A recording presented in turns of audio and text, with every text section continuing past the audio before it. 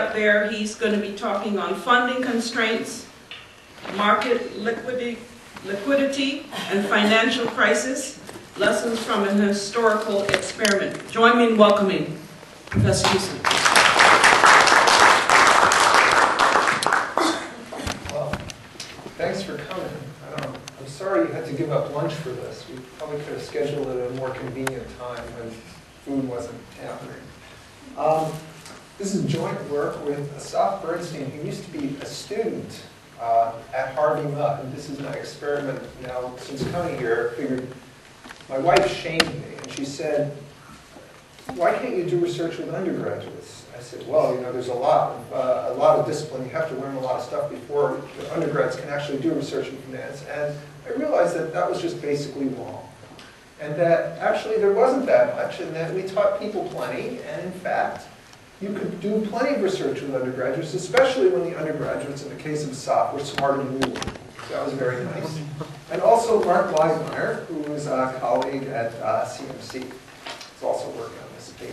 This is our second one, basically, on using this historical data set, which was new as of 2005, 2006. So the issue we want to talk about here is funding liquidity. And what I mean by funding liquidity, if you think about the recent financial crisis, so everybody's concerned about the recent financial crisis, one of the things that happened during this crisis was the inability of firms and people in general to obtain funding. For example, you couldn't get money for your home, you couldn't get money to buy a house. That was one thing. So certainly funding liquidity affected the ability to get home mortgages, and that, in turn, affected house prices. Another example, which is maybe more relevant for this talk, is that you also saw funding liquidity problems in all kinds of financial markets, like, for example, the commercial paper market. So it turned out that corporations, for a while there, in late 2008, bad old days, were not able to get funding from banks to roll over their commercial paper. And this is kind of bad if you're a company. You have short-term cash needs, and all of a sudden, you've been borrowing away commercial paper, 90-day commercial paper, 60-day commercial paper. All of a sudden, you can't do it anymore. This is not good news. Now, the Fed, to its credit, recognized that this was not good news. And so what they did in late 2008, when the short-term commercial paper market basically seized up, they said, well, first they tried injecting liquidity into the system, and that didn't work. Okay? They inject liquidity into the system, and then the banks just sat on it because they said, what the heck are we going to do? We're not going to lend this money out. Then we'll never get paid back. Well, of course, if you did, there was going to be a problem anyway. If you couldn't roll over your commercial paper, these corporations weren't going to be able to continue to operate very well, and there were going to be a bunch of defaults anyway. So the Fed said this was really not. We ought to do something about this. And in fact, they did. And what I remember this episode because I remember seeing that the Fed all of a sudden was lending AT&T directly money so that they could roll over their commercial paper. And that wasn't the kind of thing that had happened before. I thought, boy, this financial crisis must actually be bad. I was fine with Fannie Mae. I was on vacation when all that happened. I thought, no problem. I get back. Commercial paper, now I know things are really serious.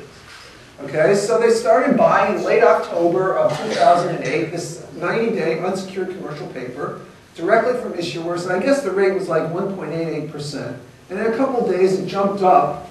It jumped up It jumped up in the. I guess they charged 2.88%, and the 90-day paper rates were up to 3.34%. And you think, well, maybe that's not really very high, but at the time, short-term T-bill rates were like 0.5%. I'm not exactly sure what I couldn't get of course I was rushing to get this done today, and I couldn't actually get the exact number, but I do have a graph. Anyway, if you notice, by October 29th, after 2 days after starting to fund commercial paper, the Fed had bought commercial paper valued at $145 billion, which is quite a bit, it seemed to me, in just 2 days. So if you look at what's happened, basically liquidity just dried up. So I couldn't find the 90-day commercial paper yield, but I did find the 30-day commercial paper yield.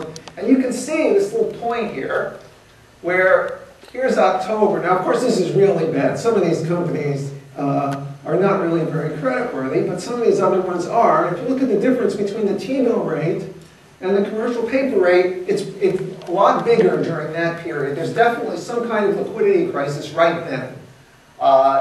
And it's probably a good thing that the Fed stepped in.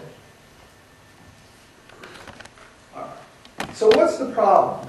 The problem is, you probably know this from macroeconomics. This is a problem which is often called the balance sheet channel, which what happens is you have a funding shock, and that can cause asset prices to fall.